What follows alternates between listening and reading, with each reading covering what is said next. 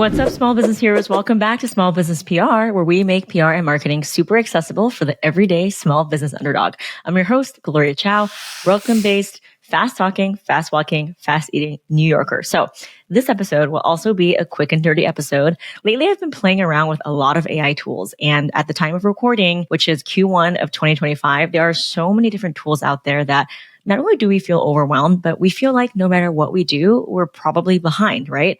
And so raise your hand if you have been overwhelmed by all of the different choices of what AI tools to use. I certainly fall in that category. But I've joined a couple of AI memberships and I've really took it upon myself to figure out what are the best tools that help me on a day-to-day as it pertains to my PR, visibility, and pitching to the media. So I'm not going to give a big, rundown about all the AI tools. That would take way too long. But this episode, I really want to narrow it down to the 3 tools for everyday use for PR pitching, research, and follow-up. The first one that I use all the time is Perplexity. So Perplexity, at the time of recording, this is better than Google search, and it's pretty much replaced my Google search. And here's why. Instead of just you Googling things and having to click on different articles and come up with your own summarization, what Perplexity does is it scrapes the internet for all of the different answers, whether it's through Reddit, through a blog, through a publication, through anything. And it gives you the amalgamated cumulative answers. And then it gives you different accordion style kind of like expanders where you can say, ask this follow-up question or ask that follow-up question. And it's very intuitive. So it's cut my time for research in half. And I'll tell you what I mean. So for example, if I wanted to search for apartment therapy, because we have a lot of product owners and a lot of them want to get into a place like apartment therapy, I might put something like, tell me what are the recent gift guides that apartment therapy published. And if you know anything about gift guides, which is something that we really cover in my PR Accelerator program, is that the gift guides aren't really new every year. Like the categories, they kind of get updated, so like fun gifts for dads or gifts for your newly divorced friend or best decor under $50, like whichever publication is publishing those gift or shopping guides, they probably will just renew it every year, but the category will be the same. And so a great way for you to figure out if you can get featured in this year's shopping or gift guide to get your product seen is to simply type in Perplexity. Tell me what are all of the gift guide categories or articles that apartment therapy published in recent years. And when I do this on Perplexity, it gives me a really good rundown that's super organized about all the different things. And so it'll tell me things like, from my research, apartment therapy tends to have these 10 gift guides. And that's really going to help you understand where your product fits in. So for example, if they have something that is like a low cost, under $100 gift guide that they do every year,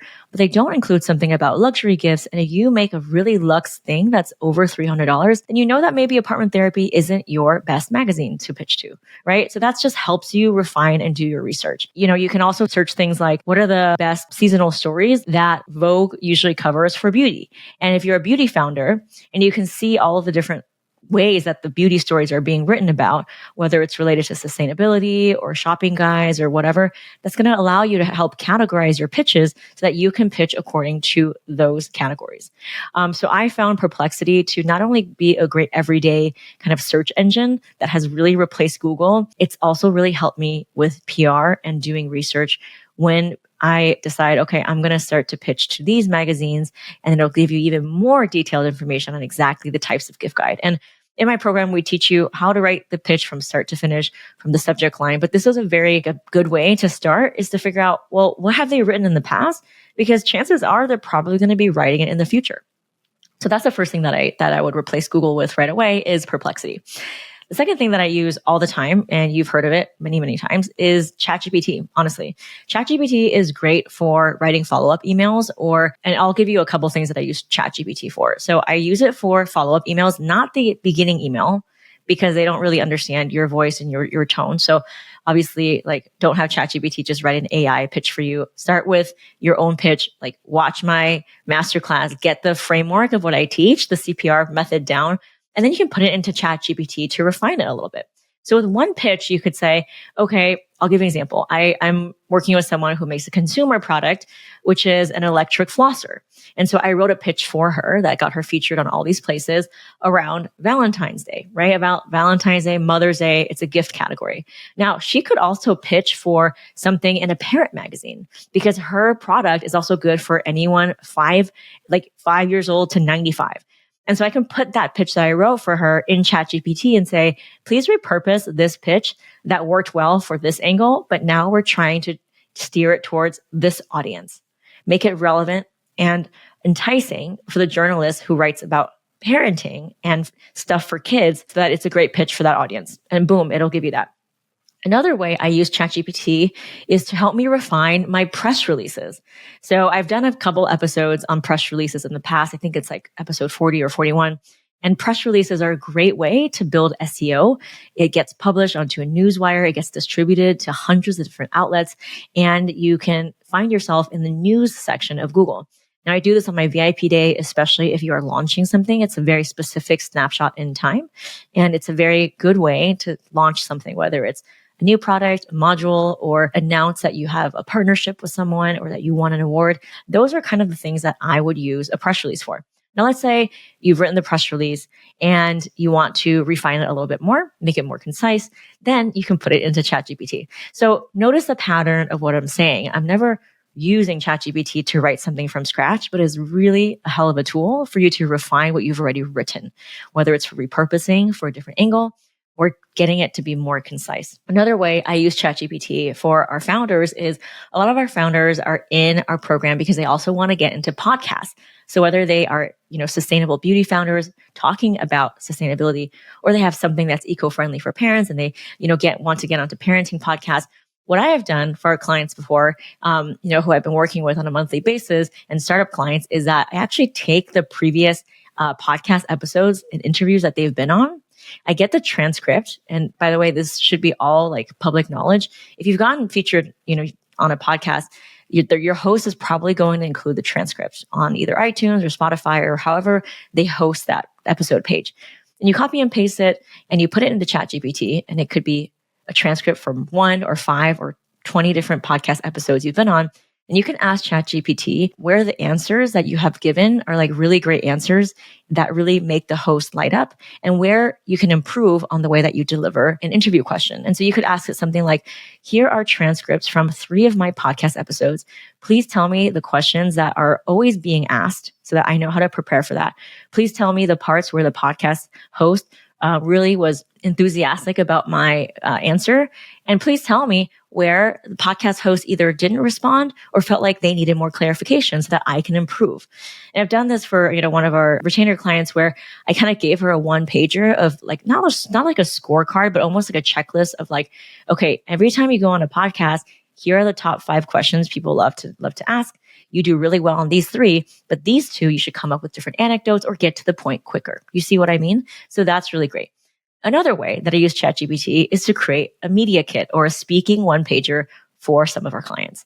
And so what this means is that if you are going to speak on stage, or if you want to get any kind of conference speaking or even a podcast speaking, you can put in your bio, your about section, and maybe the previous places you've been featured, and then a couple numbers about, your following or like what you've achieved. You can put it into ChatGPT and it will make a media 1-pager for you. And the best way to do this is to give it an example by uploading a screenshot of another 1-pager that you really like. And so that's a great way to be like, I really like this person's 1-pager. Can you do my media 1-page speaking sheet like this? And obviously ChatGPT is not a design software. So the first step is to get the text right in ChatGPT. And then you can put it in something like a Canva to make it pretty and to make it, stylized. But the first step is the text. It's always the text. The last thing I want to say is I have been using Claude, which is from Anthropic, and it has absolutely transformed my business. I have taught it about my tone, about my audience, about the things that they like, about the things that they don't like, about my values. And as you know, my people are mainly women of color. And so that whole like bro marketing hustle culture, it's not going to vibe with me or my audience. And so I've trained Claude, which is kind of a more of a creative writing tool that's better than ChatGPT. I use it for long form content. So that's my captions and also my email newsletters. Now, I'm never starting to tell Claude, write a newsletter about this, and that's it. I usually brain dump so many things that's on my mind, and I have a lot of things on my mind, especially as we are on the heels of this inauguration and people's rights being taken away and DEI being taken away. I kind of brain dump, kind of just train of thought. It's not complete, but because it's so good at analyzing where I am and like how I feel. And it takes that kind of train of thought, maybe like a 10 or 15 sentence brain dump, and it puts it into an email form. And that's really helped me be able to write long form newsletters to my audience in a way that's authentic and true to me. And it doesn't sound like AI because it's really coming from me and my values and my authenticity. And so Claude is really great for that. I like Claude for creative writing more than ChatGPT again. So I use ChatGPT for research, for polish, but I do not do any of my long form content, even social media captions on ChatGPT. I now use Claude to do that. Now, at the time of recording this, there are so many tools, right? I probably will want to record another episode because there's like 5 or 6 other tools that I use, but I wanted to be very specific today with these are the 3 that I use every single day that if you are looking to do more outreach, more PR, more visibility, connecting with journalists so that we can get that SEO, especially as ads are so expensive and the algorithm just seems to hate us and also just censor us if we talk about anything that's diversity related.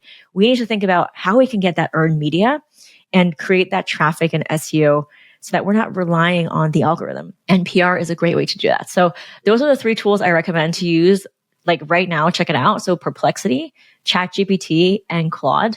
And as usual, if you know any small business owners whose values, mission aligned, and would love to hear a little bit more on this podcast, please send this to them. It's the only way that it gets found. And as always, I so appreciate you being here. And if you have an extra 20 seconds, if you can rate and review this podcast, I would just be so thrilled.